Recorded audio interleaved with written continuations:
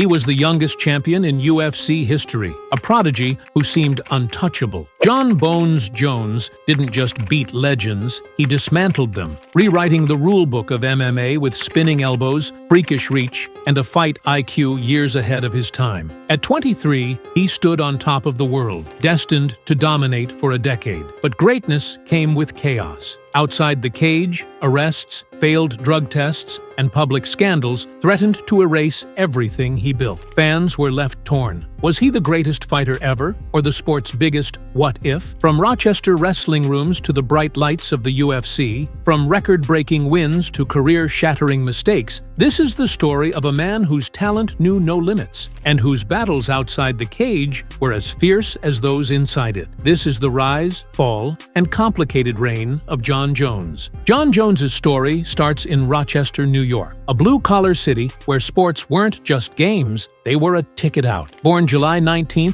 1987, Jon was the middle child in a family where athletic success wasn't just encouraged, it was expected. His father, a pastor, valued discipline and structure. But in the Jones household, competition was just as much a part of life as Sunday sermons. His older brother, Arthur, would go on to win a Super Bowl with the Baltimore Ravens. His younger brother, Chandler, became an NFL star with the Arizona Cardinals. In between them was Jon, lanky, awkward, but loaded with raw potential. In high school, Jon was far from the polished athlete we'd see in the UFC. He was tall and skinny, earning him the nickname Bones, a label that stuck for life. But that wiry frame carried surprising strength and freakish athleticism. He found his first true outlet in wrestling, competing for Union Endicott High School. While other kids relied on brute force, Jon's gift was adaptability. He had a knack for seeing moves ahead, reading opponents in real time, a skill that would become his trademark in MMA. Jones excelled quickly, winning a state championship and catching the eye of college programs. He attended Iowa Central Community College, a known breeding ground for combat athletes, where he won a national junior college wrestling title in 2006. But wrestling wasn't just about medals for Jon. It was about discipline, learning how to push through fatigue, how to remain composed when things got ugly. Still, wrestling alone wasn't enough. There was a restless energy in him,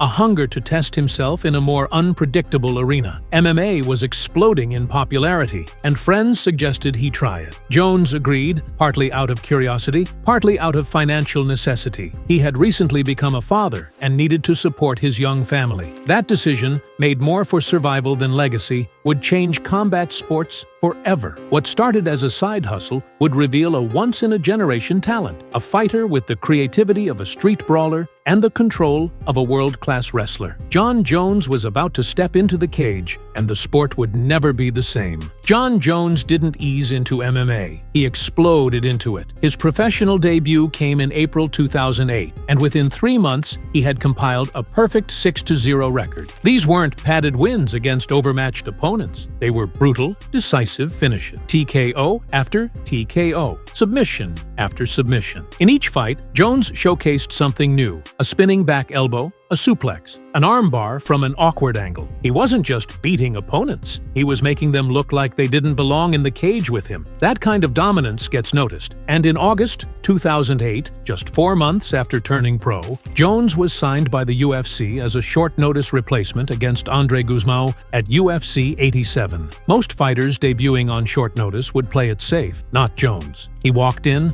threw spinning elbows, flashy kicks, and suplexes that made the crowd roar. He won every round. Overnight, a star was born. What set Jones apart wasn't just his athleticism, though his 84.5-inch reach, creative striking, and wrestling base were unmatched. It was his composure. He fought like a veteran from his very first UFC bout. He didn't panic under pressure. He adapted instantly to whatever was thrown at him. By his 4th UFC fight, Jones was taking on veterans like Stephan Bonnar and Jake O'Brien, dismantling them with ease. Then came the fight that proved he was something truly special. His clash with Brandon Vera in March 2010. Jones dominated from the start, landing vicious elbows from top position that shattered Vera's orbital bone. It was a violent, one-sided showcase of just how dangerous he was becoming. But even as the hype grew, Jones remained focused. His goal wasn't to be just another top contender, it was to be champion. And given the pace of his rise, it wasn't a question of if, but when.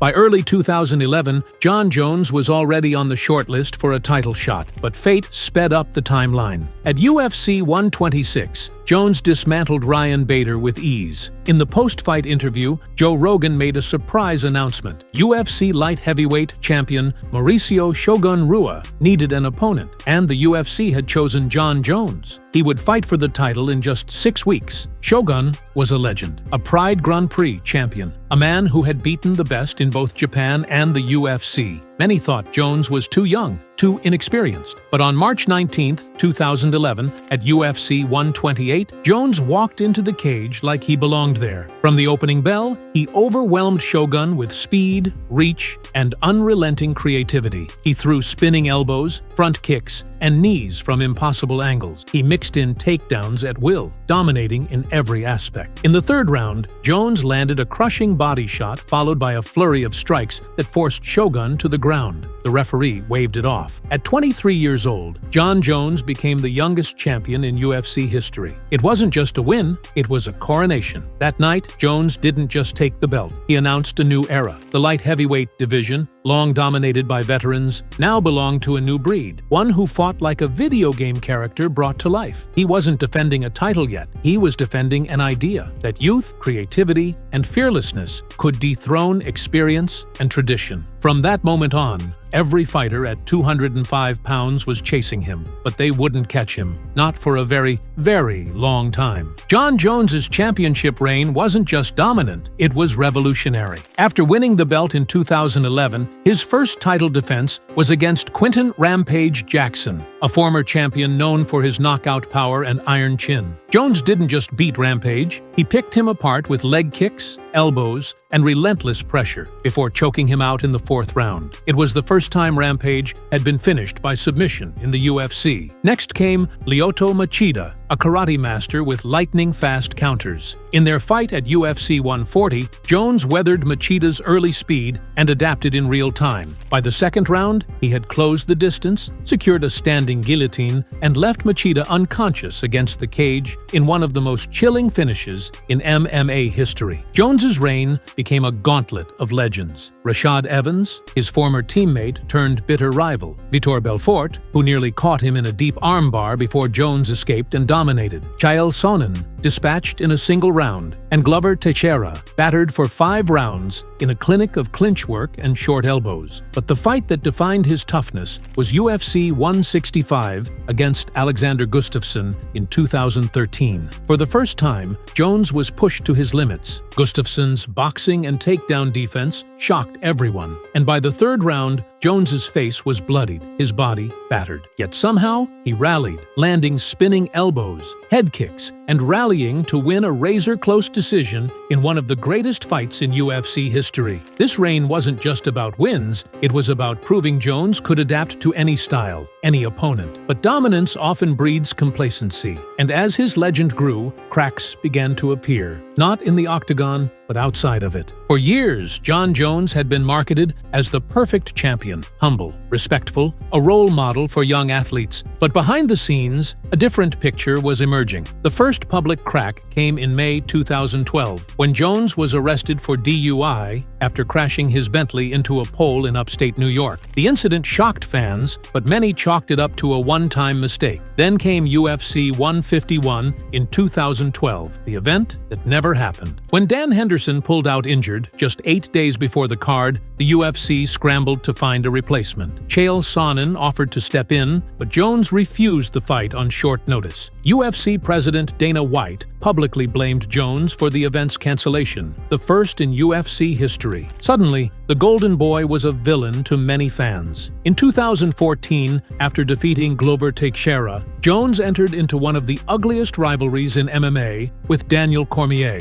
Their UFC 178 press conference brawl went viral, showing Jones throwing punches and trash talk that contrasted sharply with his clean-cut image. Audio from a hot mic later leaked, revealing Jones threatening Cormier in language far removed from his public persona. And then, in January 2015, just weeks after defeating Cormier in their first fight, Jones tested positive for cocaine metabolites in an out-of-competition drug test. Though not banned under UFC rules at the time, the revelation tarnished his reputation further. The narrative was changing. Jones wasn't just the most dominant fighter alive, he was also becoming one of the sport's most polarizing figures. Fans began asking a dangerous question. Was Jon Jones's biggest opponent Jon Jones himself? If 2015 was the beginning of Jones's image problems, it was also the year his career took its first major derailment. In April, just 3 months after defending his title against Cormier, Jones was involved in a hit-and-run in Albuquerque, New Mexico. The crash injured a pregnant woman,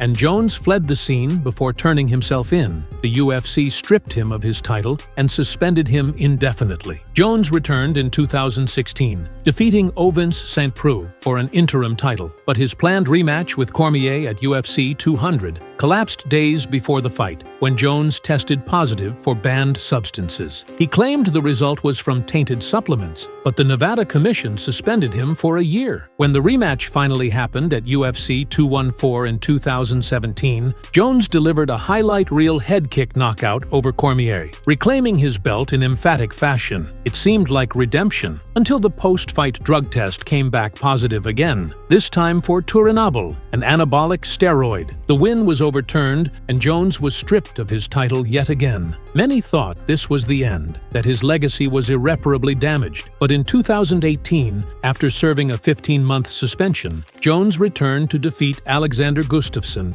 in a rematch, reclaiming the vacant title. He went on to defend it against Anthony Smith, Thiago Santos, and Dominic Reyes, though the latter two fights sparked debates about whether Jones had slowed down. Through it all, Jones's career became a cycle: suspension, comeback, controversy, redemption, a pattern as much a part of his story as his spectacular performances. By 2020, Jon Jones had cleared out the light heavyweight division. He had beaten every contender who rose to challenge him, but the performances in his last 2 defenses, a split decision over Thiago Santos and a close unanimous decision over Dominic Reyes, sparked debate. Some fans argued he had slowed down. Others believed the division was simply catching up to him. Either way, Jones decided he needed a new mountain to climb. That mountain was the UFC Heavyweight division. The idea of Jones fighting the sport's biggest men had been teased for years, but now he was ready to make the move. He vacated the light heavyweight title, a belt he had owned for the better part of a decade, and announced he would bulk up and take on the giants of the sport. The decision carried enormous intrigue. Jones's skill set was already unmatched at 205 pounds, but heavyweight was a different animal. Fighters hit harder, carried more mass, and could end a fight in seconds. Still, Jones's reach, wrestling, and fight IQ made him a nightmare matchup for anyone. However, the move didn't happen overnight. Jones took more than 2 years to add muscle, build his frame for the division, and negotiate with the UFC for the right fight. During that time, the heavyweight title picture shifted repeatedly, from Stipe Miocic to Francis Ngannou to Cyril Gane. For many, the layoff was a double-edged sword. It built anticipation, but it also raised questions. Would ring rust affect him? Would the new weight slow his speed? Would his chin hold up against true heavyweight power? Jones, never short on confidence, promised he would dominate just like before. The world waited to see if he was right. March 4,